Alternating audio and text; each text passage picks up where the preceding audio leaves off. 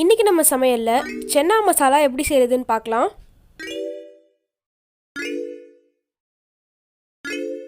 அதுக்கு முன்னாடி மறக்காம எங்க சேனலை சப்ஸ்கிரைப் பண்ணிக்கோங்க.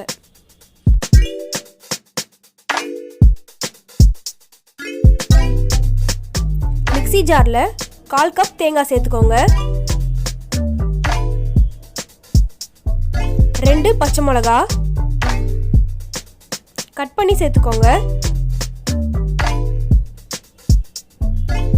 அப்புறம் கொஞ்சமா முந்திரி பருப்பு, இதையெல்லாம் சேர்த்து நல்லா அரைச்சி எடுத்துக்கலாம். இந்த மாதிரி ஒரு பேஸ்டா இருக்கணும். இன்னொரு மிக்ஸி ஜார்ல 3 தக்காளியை சின்ன சின்னதா அரிஞ்சு சேர்த்து அரைச்சி எடுத்துக்கோங்க. இந்த பதத்துல இருக்கணும்.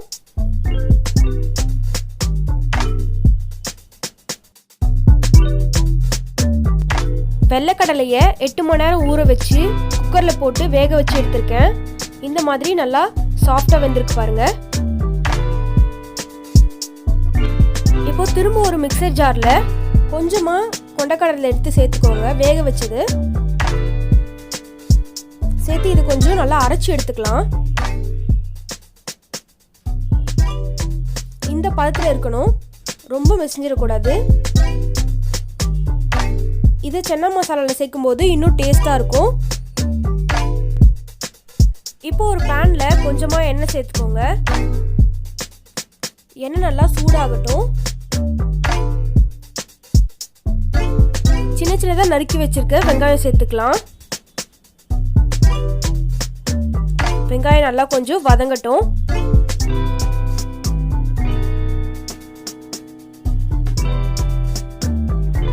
பாருங்க, நல்லா வதங்கினது உங்களுக்கே தெரியும் பாருங்க. இப்போ 1 டேபிள் ஸ்பூன் இஞ்சி பூண்டு விழுது சேர்த்துக்கலாம்.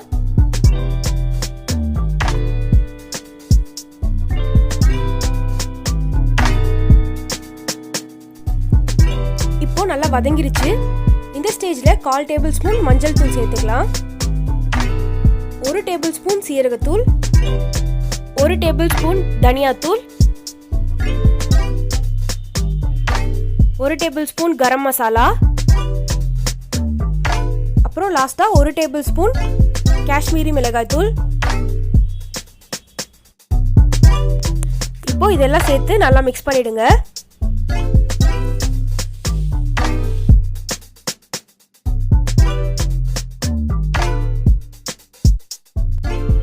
இது கொஞ்ச நேரம் அப்படியே வதங்கட்டும். சிம்லயே வச்சுக்கோங்க.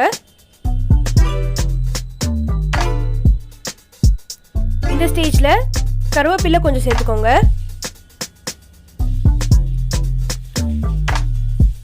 அப்புறம் நம்ம அரைச்சி எடுத்திருக்க தேங்காய் அதையும் சேர்த்துடலாம். சேர்த்து நல்லா மிக்ஸ் பண்ணிக்கோங்க.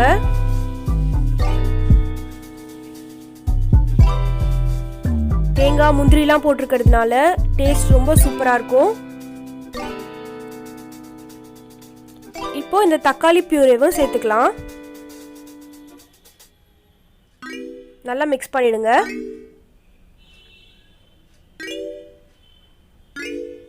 நல்லா கொஞ்சம் கொதிக்கட்டும். அந்த எண்ணெய்லாம் நல்லா செப்பரேட் ஆகி மேலே வரட்டும்.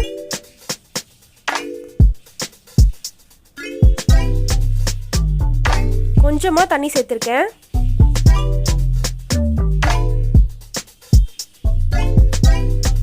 கொஞ்சமாக சேர்த்துக்கோங்க, நிறைய சேர்க்கணும்னு அவசியம் இல்லை. நல்லா கொஞ்சம் கொதி வரட்டும். மூடி வச்சிருங்க கொஞ்ச நேரம்.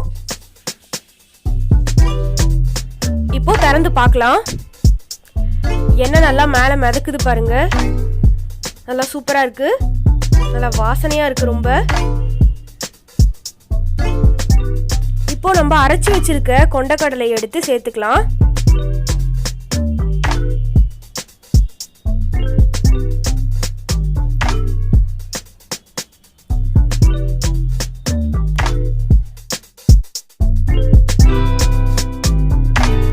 இப்படி சேர்க்கறதுனால சென்னா மசாலாக்கு இன்னும் நிறைய டேஸ்ட் கொடுக்குது.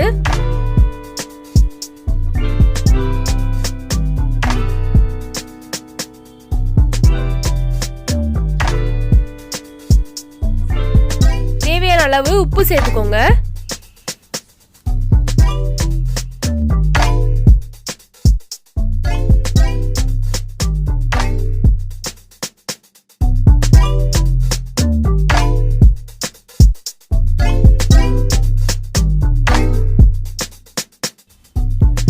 இப்போ வேக வச்ச கொண்டைக்கடலை எடுத்து சேர்த்துக்கலாம்.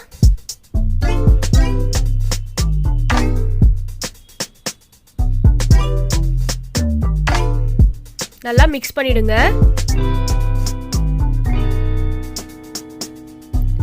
இப்போ ஒரு 5 நிமிஷத்துக்கு தட்டு போட்டு க்ளோஸ் பண்ணிடுங்க. 5 நிமிஷம் ஆயிடுச்சு, திறந்து பார்க்கலாம்.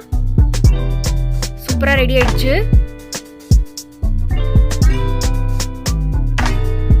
இது ரொம்ப வித்தியாசமான டேஸ்ட்ல இருக்கும். கண்டிப்பா செஞ்சு பாருங்க, இது உங்களுக்கு ரொம்பவே பிடிக்கும். கொண்டைக்கடலையா அரைச்சு போட்டிருக்கிறதுனால ரொம்பவே டேஸ்டா இருக்கும். கடைசியா கொஞ்சமா கொத்தமல்லி தூவி சர்வ் பண்ணிடுங்க. இது சப்பாத்தி, பூரி, தோசை இதுக்கெல்லாம் சைட் டிஷ்ஷா தொட்டு சாப்பிட்றதுக்கு ரொம்பவே டேஸ்டா இருக்கும். கண்டிப்பா செஞ்சு பாருங்க. சூப்பரான சென்னா மசாலா ரெடி ஆயிடுச்சு. நீங்களும் உங்க வீட்டில் செஞ்சு பார்த்துட்டு எப்படி இருக்குன்னு சொல்லுங்க.